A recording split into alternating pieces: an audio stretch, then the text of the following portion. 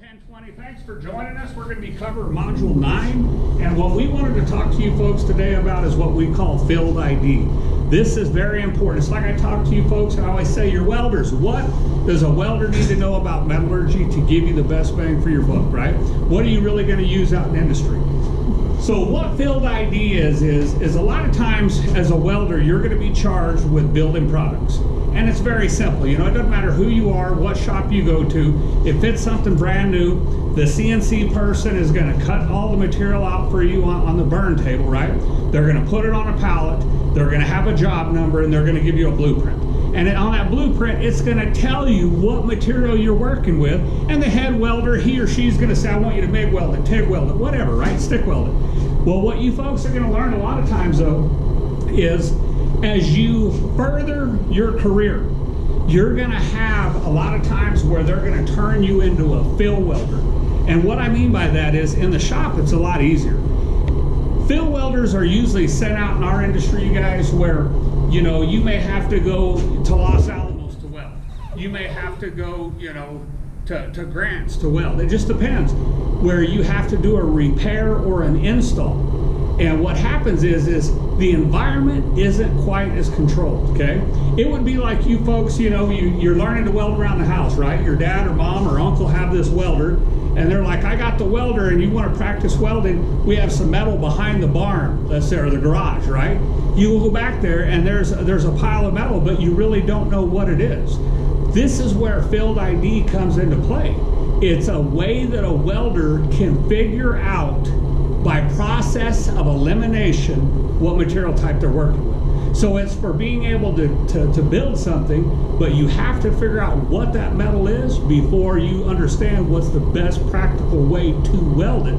You know, making sure your shielding gas right, polarity's right, down to your consumables. So in other words, it's figuring out what material you're fixing to weld, okay, or build with. A lot in the repair industry, a lot in fill weld, okay? So we're gonna teach you guys that.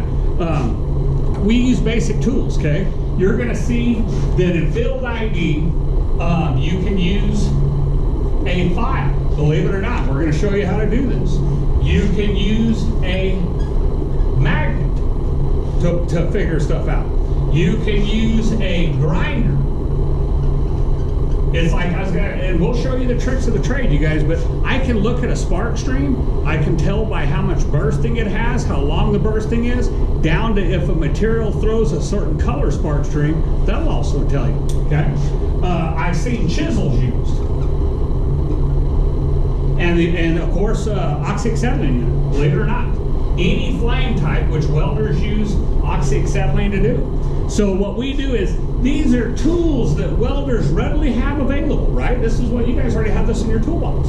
So what we do is if there's a certain product that I'm fixing to weld and nobody knows what material type it is, using these types of tools, I can basically do process of elimination. Now I'm gonna tell you guys, there is one thing that this doesn't work to. It's not a true fine science. In other words, it's close, it's good enough.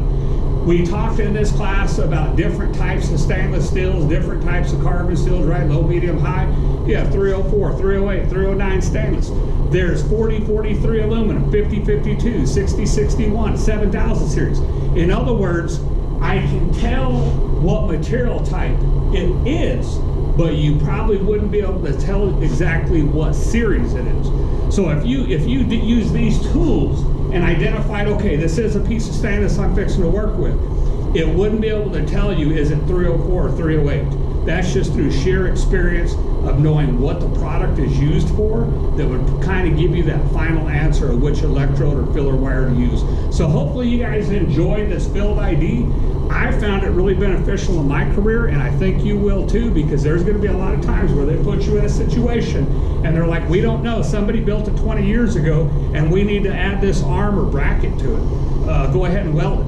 You've got to be the one. You're the one that has to come up with the answers, because when you're out in the field, there is no boss, there is no engineer saying use this, use that. It's kind of like, you know, just deal with it, and hopefully you'll make it work. So hopefully you guys enjoy this, and we'll see you in the next video when we show you how to do it.